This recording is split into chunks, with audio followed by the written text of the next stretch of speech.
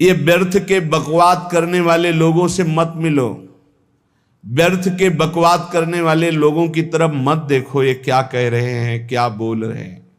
और तुम भी व्यर्थ का बकवाद मत करो।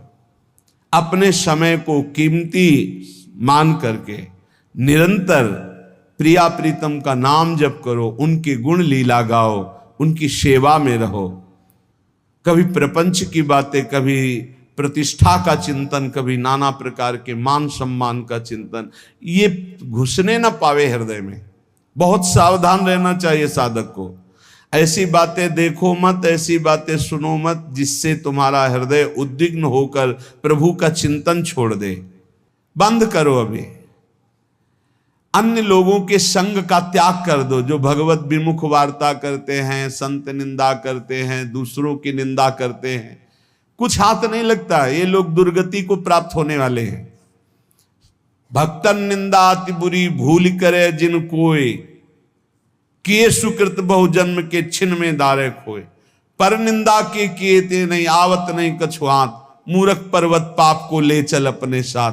तो अलम कश्यापि संगत्या, ऐसा संग मत करो जिनके पास बैठने से भक्त निंदा, जन निंदा, भगवत निंदा हो। ऐसे से दूर रहो। अलम बंद कर दो ऐसे लोगों का संग। रात दिन हम श्यामा श्याम का नाम जप करेंगे, श्यामा श्याम के लीला गुण गाएंगे, श्यामा श्याम के ही धाम का शोभा का चिंतन करेंगे। जब तुम अपना जीवन श्यामा श्याम के चरणों में न्यौछावर कर दोगे तो पूरा भार श्यामा श्याम ले लेंगे और तुम्हारे हृदय में मस्ती आ जाएगी। जो ऐसा निश्चयी होता है, दृढ़ निश्चयी, उसके अंदर दृढ़ विश्वास, तो उसके हर समय भगवान की स्फूर्ति होती रहती है। भारी प्रतिकूलता में भी भगवान का सानिध्य अनुभव होता है। वो अनुकूलता में तो भगवान के दुलार को देखता है, लेकिन प्रतिकूलता में भगवान की विशेष कृपा को देखता है। ये संयोग, ये वियोग, संसार की ये द्वंद्वमयी वृत्तियां भक्तों के हृदय में नहीं चुभती। आए की हुज्जत नहीं, गए की तलाश नहीं, क्योंकि नित्य संयोग भगवत स्मृति के प्रभाव से प्रभु का रहता है। शोक, विषाद बहुत ध्यान देने योग्य विषय है। तभी लोगों को ऐसा लगता है कि ऐसा कैसे हो सकता है। भक्त के चरित्रों को जब सुनते तो लगता है ऐसा कैसे हो सकता है, ऐसी परिस्थिति में भी ऐसा कैसे हो सकता है। क्योंकि तुम मानसिक बुद्धि से युक्त हो और वो भागवतिक स्थिति से युक्त है, इसलिए तुम उसको पार पा ही नहीं सकते। जब तुम अपना जीवन श्यामा श्याम के चरणों में समर्पित कर देते हो हृदय से, फिर उनकी कृपा से सब विघ्न दूर हो जाते, एक अपार मस्ती रहती है। नहीं तो शोक, विषाद, दुख, क्लेश, कष्ट, संताप, भय, उद्वेग, ये सदैव सताते रहते हैं। इसी से डिप्रेशन होता है। बार बार नकारात्मक चिंतन, शोक, विषाद, दुख, चिंता, क्लेश, संताप, भय, उद्वेग, यही पूरे मानसिक स्तर को नष्ट कर देते हैं। उत्साहहीन जीवन हो जाता है। जब तुम श्यामा श्याम को समर्पित हो जाते हो तो ये सब प्रवेश भी नहीं करते, एक अपार मस्ती बनी रहती है। अब क्या होगा? श्यामा श्याम जो करेंगे वही होगा। श्यामा श्याम पता नहीं कैसा करें, नहीं, वो सदैव मंगल भवन है, वो जो करते महामंगल होता है। यह निश्चय उपासक के हृदय में आ जाना चाहिए। इसलिए अपना सारा मन, सारी बुद्धि, सारा जीवन, प्रत्येक श्वास प्रभु को अर्पण कर दो, फिर देखो तुम निहाल हो जाओगे। दुख, शोक, विषाद, क्लेश, कष्ट, संताप, भय, उद्वेग, ये उसी को व्यापते हैं जिसने अपने जीवन को प्रभु के चरणों में अर्पित नहीं किया। इसलिए तुम अपना सारा मन, सारी बुद्धि, सारा जीवन, प्रत्येक श्वास केवल प्रभु को अर्पित कर दो, फिर देख लेना श्वास कैसे अर्पित की जाती, राधा राधा राधा।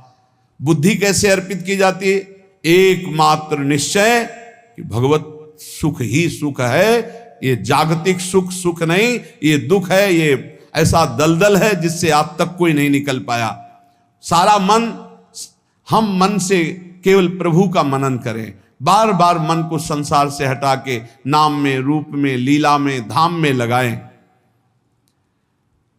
बहुत प्रसन्नता हो जाती है उस उपासक के हृदय में जो अपना मन बुद्धि प्रभु के चरणों में अर्पित कर देता। भगवान ने तो इसको बहुत उत्तम स्थिति बताया है कि मेरे से कभी वो अलग हो ही नहीं सकता यदि मन बुद्धि अर्पित कर दिया। मय्येव मन आधत्स्व मयि बुद्धिम निवेशय, तो निवश्य मय्येव अत ऊर्ध्वं न संशया, बिल्कुल संशय नहीं, वो मेरे में ही निवास करेगा जिसने मन और बुद्धि अपनी मेरे में अर्पित कर दी। बहुत प्रसन्नता रहेगी उस उपासक के जीवन में जो अपने आप को मन बुद्धि सहित प्रभु के चरणों में समर्पित कर दिया है। भगवान का आश्रय लेने वाले की पहचान है हर परिस्थिति में प्रसन्न रहना। देखो आप भगवद आश्रित हो कि नहीं, देखो अनुकूल परिस्थिति में तो सब प्रसन्न रहना, लेकिन प्रतिकूल परिस्थिति में प्रसन्न रहना ये भगवान के भक्तों का लक्षण है। हर परिस्थिति में प्रसन्न रहना ये भगवान के भक्तों का लक्षण है। आनंदगन भगवान का आश्रय मिलते ही आनंद छा जाता है हृदय में। उनके पास आनंद का अभाव होता ही नहीं है। जैसे सूर्य का प्रकाश उदय होते ही सूर्य का प्रकाश संपूर्ण अंधकार को नष्ट कर देता है, ऐसे ही भगवान का संपूर्ण आश्रय लेते ही सब दुख चिंता शोक नष्ट हो जाते, आनंद ही आनंद। तुम भगवान के मंगलमय रूप को नहीं जानते हो, पर उनके मंगलमय भाव को, विधान को मानना शुरू कर दो। जो भी होता है मंगलमय होता है। हमने जीवन में देखा है, अगर इधर कोई बहुत बड़ा सुख दिया तो देर नहीं लगेगी, 24 घंटे नहीं व्यतीत होंगे और ऐसे दुख दे देंगे, जिससे दोनों का समान भाव रख करके ना दुख में तुम भूलो प्रभु को, ना सुख में फूलो, सीधे भगवत मार्ग में चल। पूरे जीवन की बात देखा है, भगवान के मंगल विधान में सदा सर्वदा सुख ही सुख है, इस बात को मान के प्रसन्न हो जाओ।